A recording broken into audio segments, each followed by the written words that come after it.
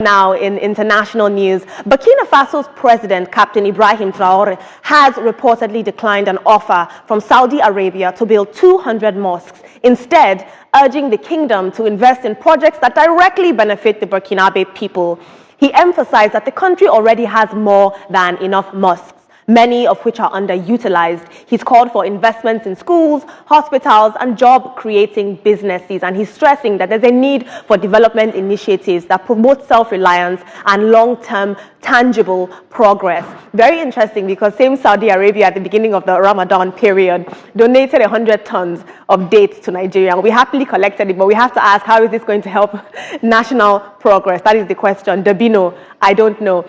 It's important to really prioritize practical needs of the populace over symbolic projects, and I think that's what the president of Burkina Faso is trying to, the type of message he's trying to send. But let's take one tweet for lack of time.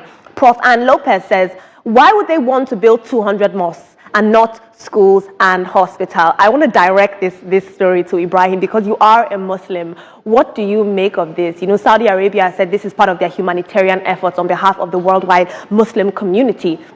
Yes, most definitely. They've been trying to, they built mosques for several places in Nigeria, Ghana, I mentioned all of this. But I think I love what the Burkina Faso's military head had done, because if you look at them, there are 23 million people there in the country. 68% of them or thereabouts are Muslims, Sunni Muslims to be precise. It means that they will have substantial mosques around.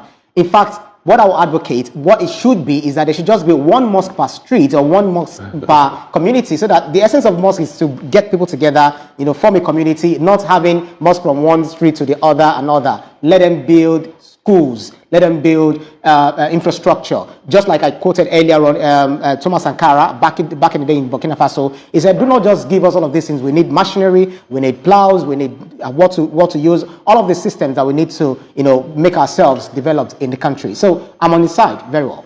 And it makes a lot of sense that he prioritized the people. And if you check history, our colonial masters gained incursion into Africa through religion. And this young man is saying, look, we have mosques already. Build us schools, build us those things that we need that will make us improve. It's 2 thumbs up for him.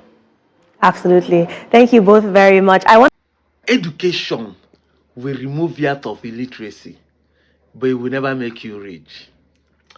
Going to school will remove you out of illiteracy. It will make you not to be an illiterate. Speaking good English, but it will not put food on your table. It will not remove you from poverty. You will not understand. Poverty is a state created by politicians. If things are not properly defined, abuse is inevitable. Over the time, people have said experience is the best teacher. But I have gone against it over the time again by telling people that experience is not the best teacher. The best teacher is what? Intuition. Look at the experience of the leaders we are having, from Buhari to Tinubu. We need an experienced man. That is why people like Peter Obi, Traore, even those that are shouting very dark man for president, who will never consider him to be a president. And say, which experience does he have? Ibrahim Traore is less than 40. But look at what he's doing. But you that is claiming we need an experienced man, look at where we are with the Tinubu experience. He's an educated man in economics. He has ruled the big Lagos state. Look at where we are. You heard that news? Traore told the Saudi Arabians what he will do with the money they are bringing for Ramadan for him. But Nigerian government has pocketed the same money and closed mouths. You are looking for leaders, while others are looking for servants. The two are not the same. That's why I said if things are not properly defined, abuse is inevitable.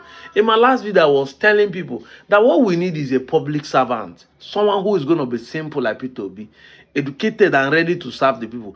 But in Nigeria, what we are thinking is that somebody must be old to know. It has never been the same. Even me that is telling you now, if I come out tomorrow and tell Nigerians that to rule this country is easy, they will say, what do you know? See people that you claim they know something. See where they have landed Nigeria. See someone who has not had the experience of leadership. See what he's doing. The same 2 years Traore is doing, and doing well in Burkina Faso. The same 2 years, the man that said he built Lagos is doing hunger, they kill everybody. The people that are supposed to be your servants, you are calling them leader. And now they are treating you as a servant. In fact, some of us are even treated as a slave because some Nigerians are dying out of hunger. They are not treated Nigerians as slaves. This is what we are talking about. I don't